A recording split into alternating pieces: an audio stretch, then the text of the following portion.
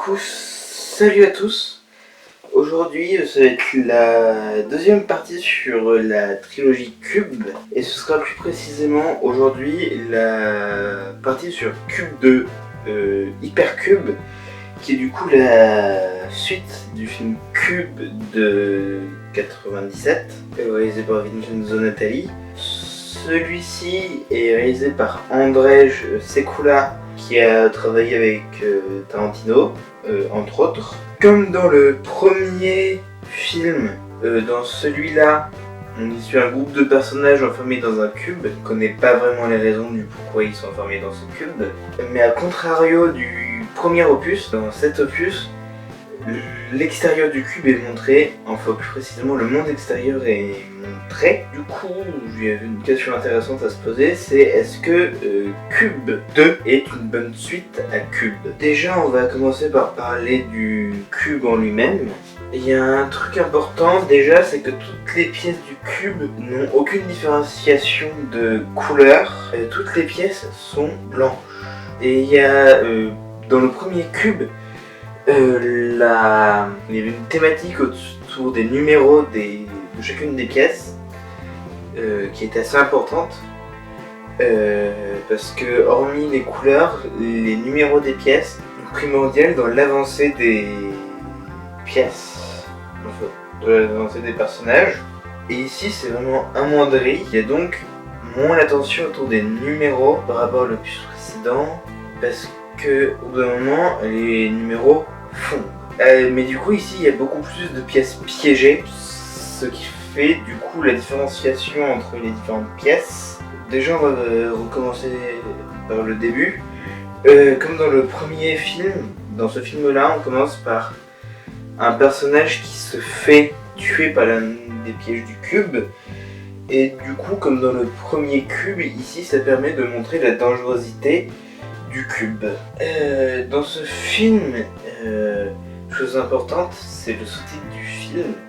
C'est un hypercube, et du coup dans ce film, les différentes pièces du cube ont différentes réalités les unes par rapport aux autres. On a par exemple une pièce qui a une vitesse différente par rapport aux autres pièces. C'est-à-dire que cette pièce est plus lente par rapport aux autres. C'est-à-dire que les personnages, quand ils sont dans cette pièce, voient les personnages extérieurs à cette pièce beaucoup plus vite que ce qu'ils ne sont réellement. Il y a aussi une pièce où il y a une sorte de fantasme qui se crée, mais dans lequel les personnages vieillissent plus vite et meurent prématurément. Du coup. Dans ce cube, il y a plusieurs personnages qu'on voit vivants et morts en même temps, c'est-à-dire qu'on les voit vivants et on les voit voir une version d'eux morts. C'est comme s'il y avait deux réalités en même temps, et ça fait que du coup dans l'univers de ce cube là, il y a plusieurs réalités qui sont possibles de par le fait que on les voit vivants et morts en même temps, exactement dans le même temps. Ce cube, contrairement au cube précédent, est nettement plus violent et plus mortel. Déjà par le fait que ce soit un cube à réalité multiple, de par aussi le fait qu'on sache qui sont les personnages liés au cube et à l'extérieur du cube. Cela fait qu'il y a des tensions qui se créent. J'en parlerai un peu plus au moment des personnages de la partie suivante. Attention spoiler, on apprend que le gouvernement, à la fin du film, on apprend que le gouvernement est l'un des instigateurs de la création du cube, et du coup on apprend aussi qu'un des personnages travaille pour le gouvernement. Mais on apprend ça dans les 5 dernières minutes du film avant le générique. En deuxième partie, on va parler de l'extérieur du cube et des personnages. Il y a un élément important dans ce film, c'est qu'on commence et qu'on finit par le monde extérieur, contrairement au film précédent où on commence et on finit dans le cube. Au début du film, on voit des personnages sur des lits recouverts de draps, et à la fin, on voit le personnage de Kate sortir du cube. Et c'est le seul personnage qui sort Elle est emmenée par des gardes et à la toute fin, elle meurt. Et du coup, ça fait que c'est le seul personnage qui meurt à l'extérieur du cube, alors que tous les autres personnages meurent à l'intérieur du cube. Et du coup, ce qui est un élément intéressant, c'est qu'il y a des flashbacks par rapport à l'extérieur du cube, par rapport à chaque personnage. Du coup, ça permet de voir la vie avant des personnages, avant qu'ils entrent dans le cube. Un élément intéressant, c'est qu'on passe de 6 à 9 personnages, donc il y a 3 personnages en plus. Il y a beaucoup, comme dans le premier, chacun des personnages a une fonction à l'extérieur du cube qui est assez intéressante. Kate Fillmore, qui est psychothérapeute, mais aussi le personnage principal. On a Simon Guadi, qui est consultant en management d'entreprise. On a Sacha, qui est une étudiante aveugle. Retenez bien Kate et Sacha, je vais en parler un peu plus tard. On a Max Reisler, qui est programmeur de jeux vidéo. On a Julia, qui est une avocate. Voilà, les 2 derniers personnages sont Becky Young et le colonel McGuire. Comme dans le précédent, on a des personnages qui sont liés au cube. Et ici, les personnages les plus proches du cube, dans le sens où ils ont, dans un sens, contribué à la création de ce cube, sont Max Reisler, dans le sens où il a eu l'idée, il a fait la proposition de l'hypercube, mais aussi Madame Paley, qui est une mathématicienne, une mathématicienne à la retraite qui a bossé sur le cube quand elle était plus jeune, avant qu'elle prenne sa retraite.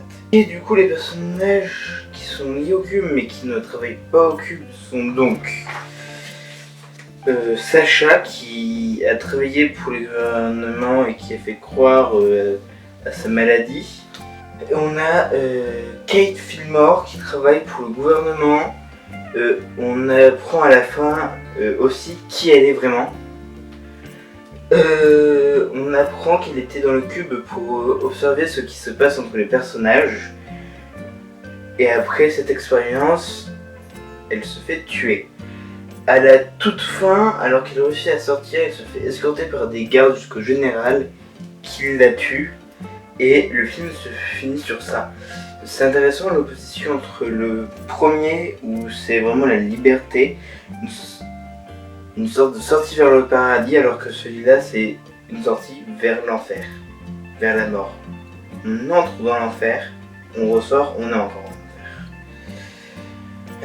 En dernière partie et conclusion, on va parler de l'élément le plus important dans ce film. Contrairement au premier, ici peu de choses sont développées alors qu'il y a des flashbacks, ce qui peut paraître paradoxal, mais en soi, la plupart des personnages ne sont qu'un simple trait ou qu'un simple nom, alors que dans le premier c'était l'inverse. Chacun des personnages était assez développé, assez mis en avant.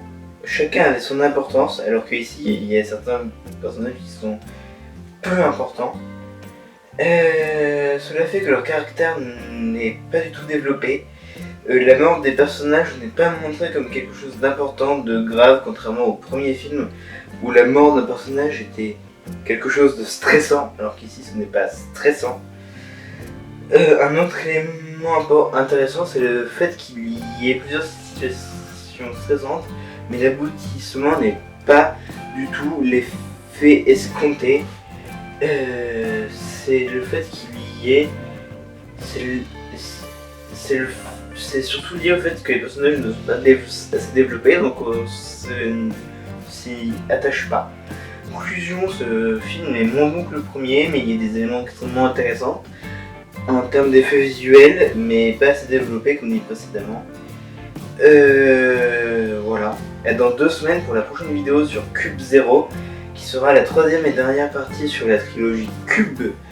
Parce que là, dans ces quelques semaines, on est dans une série vidéo Cube.